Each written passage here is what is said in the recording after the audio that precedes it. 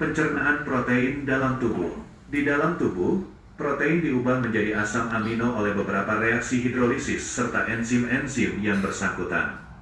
Enzim-enzim yang bekerja pada proses hidrolisis protein, antara lain pepsin, tripsin, kemotripsin, karboksipeptidase, dan aminopeptidase. Protein yang telah dipecah menjadi asam amino, kemudian diabsorpsi melalui dinding usus halus dan sampai ke pembuluh darah. Setelah diabsorpsi dan masuk ke dalam pembuluh darah, asam amino tersebut sebagian besar langsung digunakan oleh jaringan. Jadi intinya asam amino.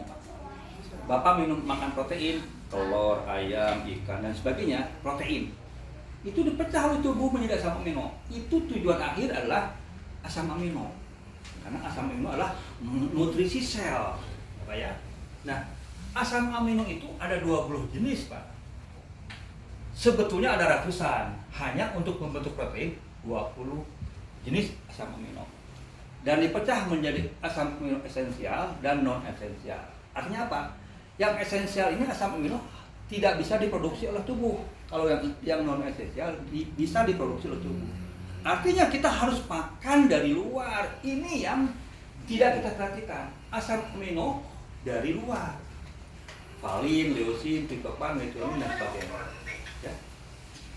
Ada 2, esensial yang tidak bisa diproduksi oleh tubuh dan non esensial yang bisa diproduksi oleh tubuh. Nah, ini ada 18, Pak. Nah, 18 perlu 20. Yang 2 bagaimana? Yang 2 tadi itu dari hewani, sedangkan ini bukan dari hewani. Makanya 18. Itu. Kenapa nggak 20? Ya, 2 mah kan bisa diproduksi oleh tubuh. Nabati ya. Ini nabati dari 65 macam buah-buahan, sayuran, akaran, dan sebagainya. Ya. Makanya namanya Aja 18. Aja 18. Makanya 18. Aja 18. Ajaib. Ajaib 18. Oke. Saya diskusi dengan istri saya karena istri seorang kimia. Ini ada asam amino. Asam amino itu gugus setelah kimia ya. Amino, asam amino. Asam itu asam karboksilat COOH plus gugus amina NH3. Ini sebagai dasarnya struktur asam amino. Yang membedakan nama-nama tadi 20 tadi adalah di alkilnya, R-nya, ya. Kalau R-nya berubah jadi H, namanya glisin gitu. Kalau H-nya berubah menjadi CH3, namanya alanin. Sama amino asam.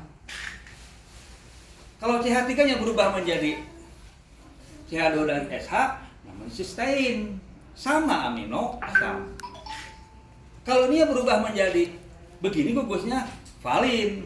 Nama-nama tadi adalah karena ada ikatan alkil di sini gitu. Nah itu aja. Kita nggak usah terlalu detail, yang jelas ini penamaan ini adalah perubahan dari ikatan alkilnya. Oke? Nah, asam amino itu di tubuh bisa bergabung dengan asam amino lain. Kalau 2 asam amino bergabung dikatakan dipeptida. Makanya ada istilah peptida. Kalau 3 asam amino bergabung namanya tripeptida. Kalau 5 asam amino bergabung namanya pentapeptida. Kalau 10 asam amino bergabung namanya oligopeptida. Kalau banyak lagi 50 asam amino bergabung namanya protein. Jadi protein adalah bagian dari peptida. Asam amino peptida merupakan gabungan dari beberapa asam amino, dan ini adalah asam amino. Gitu. Bahan dasar dari peptida, bahan dasar dari protein. Oke. Nah, setiap waktu sel tubuh kita memerlukan asam amino. Setiap waktu, Pak. Setiap detik tubuh kita memerlukan asam amino. Kenapa? Bapak bayangkan di sini. Nah, membentuk dan memperbaiki jaringan tubuh. Kita setiap detik perlu dibentuk dan diperbaiki jaringan tubuh kita. Sel kita terus bertambah. Ada yang gugur, ada yang mati, bertambah. Makanya membentuk dan memperbaiki jaringan tubuh. Itulah fungsi asam amino. Yang kedua, membentuk enzim. Begitu kita makan, tadi kita makan kan nasi. Enzim dalam mulut akan merubah enzim petilase kalau masuk ke dalam lambung. Ada lagi enzim. Makanya asam amino itu diperlukan karena asam amino membentuk enzim. Bagaimana kita bisa membentuk enzim kalau tidak ada asam amino? Itu maksudnya. Membentuk hormon insulin. Begitu makan, darah kita gula darahnya naik, betul nggak Pak? Diperlukan insulin dari pankreas supaya kadar gula dalam darah kita akan stabil di bawah 200. Jadi setiap hari kita perlu insulin, perlu. Setiap hari kita perlu enzim, perlu. Dan semua bahan bakunya adalah asam amino. Ingat, asam amino ada dua, ada esensial dan non esensial. Yang harus makan dari luar dan dari sendiri. Antibodi, energi, ya, mempercepat proses penyembuhan luka, memproduksi hemoglobin. Hemoglobin itulah darah yang mengangkut nutrisi oksigen, ya, sel darah merah, mengatur nafsu makan, siklus dan sebagainya, melancarkan peredaran darah, meningkatkan gairah seksual, membantu mengatur kadar gula darah, mensuburkan sperma dan sebagainya. Ini fungsi asam amino banyak sekali, Pak. Ya, banyak sekali kalau kita bahas per satu item pun. Oh, fenilalanin asam amino apa? Oh, untuk ini semua ada fungsinya. Ya, sekali lagi asam amino diperlukan setiap hari karena membangun sel tubuh. Saya membutuhkan asupan asam amino. Ini ada dokter. Manfaatnya besar sekali asam amino yang perlu kita ketahui. Yang jelas itu bisa mencegah kerontokan rambut, lalu menjaga kesehatan jantung. Dan kalah pentingnya juga meningkatkan massa otot, menjaga keseimbangan hormon dan enzim dalam tubuh, meningkatkan stamina dan daya ingat, mencegah infeksi, mencegah kanker, dan tentu saja supaya regenerasi sel dalam tubuh menjadi lebih optimal. Nah itu. Ini lagi yang esensial, artinya yang harus kita makan. Asam amino esensial dapat membantu kita dalam memperbaiki sel-sel tubuh yang rusak atau teroksidasi. Sel tubuh diperbaiki, Pak, ya. Hormon. Ya, asam amino juga membentuk hormon untuk menurunkan kadar gula, misalnya insulin. Jadi diperlukan asam amino setiap hari karena harus membentuk hormon setiap hari. Baik. Nah, hormon insulin ini kalau dilihat dari molekulnya itu sebenarnya merupakan protein atau Jadi polipeptida. hormon adalah protein. Seperti protein lain pada umumnya, dia disusun oleh asam amino. Nah, kesimpulannya hormon adalah dibentuk dari asam amino. Yang membentuk rantai. Nah. Kemudian asam amino juga diperlukan oleh anak kita, cucu kita, karena 9 asam amino esensial harus dikonsumsi setiap hari, Pak, untuk pertumbuhannya, ya. Harus. Kalau kita punya anak, tolong kasih asam amino setiap hari dia perlu. Baik. Nah, asam amino sendiri sebenarnya ada 20 jenis, tapi hanya 9 jenis yang dianggap esensial karena meski nggak bisa diproduksi sendiri oleh tubuh, tapi punya peranan penting untuk kesehatan tubuh dan tumbuh kembang optimal si kecil. Nah, untuk yang si kecil, ya, harus dikasih asam amino. Ya, kalau kita punya anak yang masih kecil, balita, sampai umur SMP harus kita kasih asam amino, ya. Asam amino juga berperan untuk orang yang giat dalam olahraga. Ya, untuk olahragawan juga bagus. Tubuh kamu butuh asam amino. Kenapa? Selain air dan lemak, tubuh terdiri dari protein dan komponen penyusunnya asam amino. Saat kita berolahraga, tubuh menguras asam amino karena bekerja lebih keras. Jadi untuk olahragawan perlu asam amino, Pak. Jadi market kita banyak, ada olahragawan, ada yang sakit, ada yang balita, banyak market kita. Selain pupuk, ya. Nah. Ini yang lagi heboh, Dok. Stunting. Itu tadi mobilnya berkeliaran. Stunting. Ini bagus, Pak. Saya ngambil dari Google. Dalam mencegah stunting ini diperlukan tingginya asupan nutrisi. Hal ini bisa didapat dari asam amino esensial. Bapak tinggal cek di sini. Artinya asam amino yang harus dimakan dari luar. Tapi kalau repot ya minumnya aja. Kenapa? Ini udah ada asam amino. Jadi tanpa harus diproses dulu oleh tubuh. Kalau buah-buahan atau protein dari luar kan diproses dulu, asam amino diproses, protein diproses menjadi asam amino. Ini langsung udah asam amino. Ini membantu untuk stunting. menu makan apa yang mesti kita berikan kepada anak-anak kita agar tidak terjadi stunting. Kita tahu bahwa stunting adalah perawakan pendek yang terjadi karena malnutrisi yang kronik. Dan ternyata ada beberapa penelitian yang menyebutkan bahwa kadar asam amino esensial pada anak stunting jauh lebih rendah daripada anak normal. Nah, itu maksudnya. Jadi kalau kita punya masalah stunting ada di kampung-kampung dan sebagainya, suka miris lah, betul nggak? Miris, orang itu udah kerdil, nggak ada nutrisi, kasih asam amino. Kita ada paket donasi, Dok. Pak, ada paket donasi artinya kita bisa ngasih apa sih judulnya donasi itu? Kita kasih free, Dok, ya. Kita kasih free asam amino. Udah setahun lebih Ya. sakitnya, orangnya nggak mampu sama sekali untuk berobat. Kalau orang itu nggak mampu berobat, kita ada paket donasi. Ya, usia anak sama tahun lebih. Enggak. Semua orang yang dia syaratnya dianya sakitnya sudah setahun lebih, terus dianya nggak mampu untuk seseorang yang tidak mampu aja kan? Ya, yang betul-betul nggak mampu sosial. Nah gitu. Jadi ini udah asam amino, ya. Nah, asam amino itu sebetulnya untuk nutrisi sel. Makanya kita akan berbicara sedikit tentang sel karena ini adalah asam amino, ya. Sel itu tentu membentuk jaringan untuk organ itu membentuk sistem organ. Ada organ pencernaan, ya pernapasan dan sebagainya. Tapi ujung-ujungnya dari sel, ya. Tentu bentuk sel beda-beda. Sel sperma dengan sel ginjal, sel limf dan sebagainya beda-beda bentuknya. Tapi intinya adalah sel, ya. Ini banyak fungsi dari sel, tapi salah satunya saya kasih blok merah, membangun dan membentuk jaringan.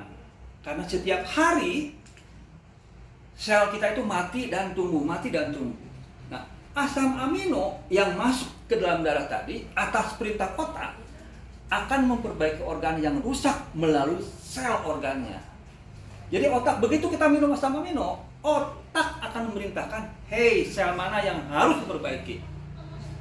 Kalau ketemu sel paru-paru, dia akan masuk ke sel paru-paru, memperbaiki sel paru-parunya. Nah, yang merokok, orang kita harus. Kalau misalnya ginjalnya bermasalah, begitu minum asam amino, dia akan mencari sel ginjal yang rusak.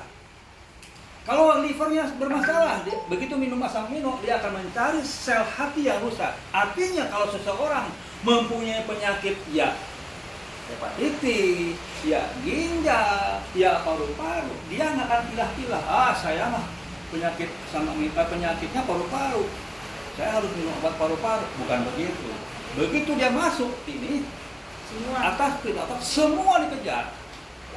Makanya nggak heran ada orang yang sakitnya paru-paru dan ambeien, ternyata selain paru-parunya sembuh, ambeiennya juga sembuh gitu. Kenapa? Karena yang dikejar bukan jenis penyakit, tapi yang dikejar adalah sel mana yang harus diperbaiki.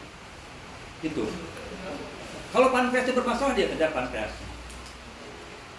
Nah, ada kasus Ibu Dokter, ya, orang yang sudah cuci darah, artinya ginjalnya rusak. Karena fungsi ginjal adalah mencuci darah dari racun, bukan memperbaiki ginjal, mencuci darah. Makanya orang yang cuci darah, karena fungsi ginjalnya rusak, dia pindahkan ke mesin. Cuci darahnya di mesin, masuk lagi ke dalam tubuh. Tapi bukan memperbaiki ginjalnya. Nah, jadi kalau ada orang yang cuci darah, teruskan cuci darahnya, tapi minum asam amino. Kenapa? Karena ginjalnya diperbaiki. Lambat laun ginjalnya nanti berfungsi lagi. Mesin mencucinya kembali berfungsi lagi ginjal. Ada kasus, Ibu Dokter bisa cerita nanti, yang cuci darah, ginjalnya kan rusak, diperbaiki, cuci darah terus lama-lama berhenti cuci darahnya, ginjalnya sudah berfungsi lagi, seperti itu. Kemudian peran asam amino dalam menangani kanker, banyak tumor, banyak kasih testimoninya. Kanker otak, 2 asam amino esensial memberi perawatan yang lebih baik pada penderita kanker otak. Kanker otak, tumor pembuluh darah, hepatitis, limfoid, TBC dan sebagainya selesai dengan asam amino. Ya. Jadi ini dari dokter. Ya. asam amino direkomendasikan untuk para penderita hipertensi, ya, mental, tekanan belajar, olahraga, dampak sakit, gastritis, asam lambung, sembelit, rematik, encok, luka, anemia, dan sebagainya. Nah, sekali lagi, tetes ajaib, ini ajaib 18, disingkat 18, karena ada 18 amino, ya, yang dibuat dari 65 macam buah-buahan, sayuran, dan kacang-kacangan. Jadi herbal, nggak usah takut dengan overdosis, karena asam amino akan dibuang melalui menjadi urea. Nah, juga itu hancur, kayak esensialnya ada non-esensial. Ya, contoh ini kasus ya, tiroid.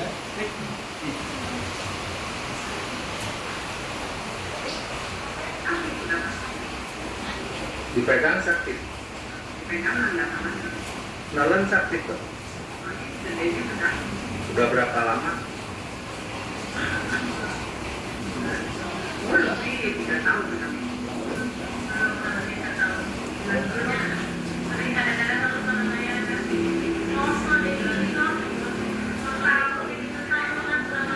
Hitungan tahun pas sakitnya.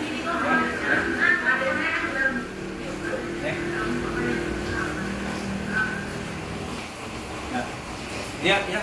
Jadi lebih ceria dibandingkan dengan ini, wajahnya lebih ceria. Ini satu botol gini gitu ya.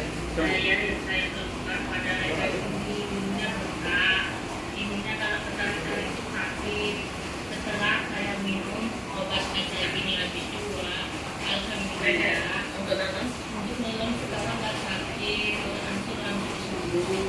Alhamdulillah obat berkat obat HIV ini. Penyakit saya lekas sembuh. Ini yang asam lambung. Ibu namanya siapa? Kurniasi dari mana? Oh, di apa? Bumi Agung juga. Wah, sehat semua ya di Bumi Agung. Nah, ibu tadi keluhannya apa kesini? Asam lambung, oh iya betul, ini cocok sekali. Tadi saya kasih 15 tetes ke ibu ya. Terus sekarang enakan lambungnya? Enakan ya, lebih nggak kering gitu ya, nggak kembung ya. Oh iya. Tadi setelah saya kasih terus udah lancar ya. Biasanya tuh pegangan. Biasa pegangan, sekarang nggak usah pegangan, jalan. Mantap, ibu pasti sehat, muda lagi jadi umur 30. Tuh. Ini yang luar biasa, ini hebatnya sekali. Ini nggak bisa jalan, Bu Dokter ya.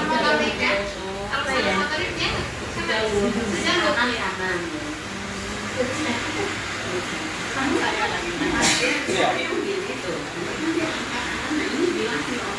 Anaknya nggak bisa jalan. Ini berapa lama dok bisa jalan? 2 botol. 2 botol Pak, bisa jalan lagi. Tuh. Sini jalan. Tuh bahagia sekali Pak, punya cucu, punya anak yang nggak bisa jalan, hanya 2 botol, 2 kali 175, 320.000 saja. Luar biasa.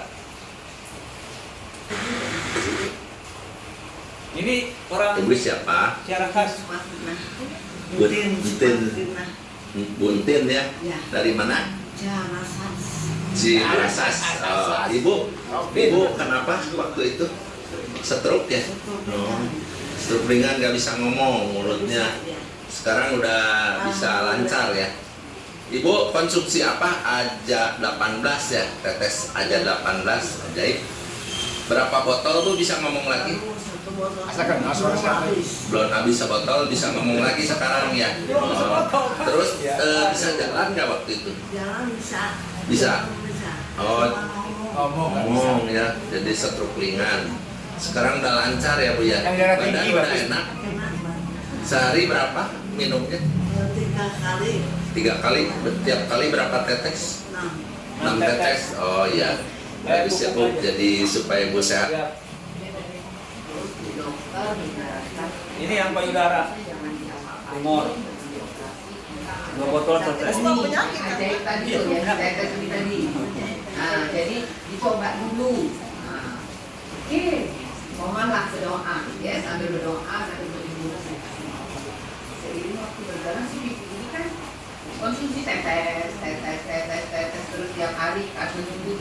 2 bulan ini habislah 2 botol. Belum nyampe habis 2 botol, dia sudah dokter tadi ada bergiliran. Nah, kan itu kalau nak dilakukan kemo dan lain sebagainya, apa itu nama medisnya kan saya nggak paham. Itu kan diperiksa lagi badan kita harus sehat, harus gini. Nah, pada saat diperiksa video konsul, itulah keajaiban itu sama ketemu itu ajaib. Diperiksa hilang, si dokter ini bingung. Pegang-pegang pangurang, tadi kan? Lagi pipi jendolannya.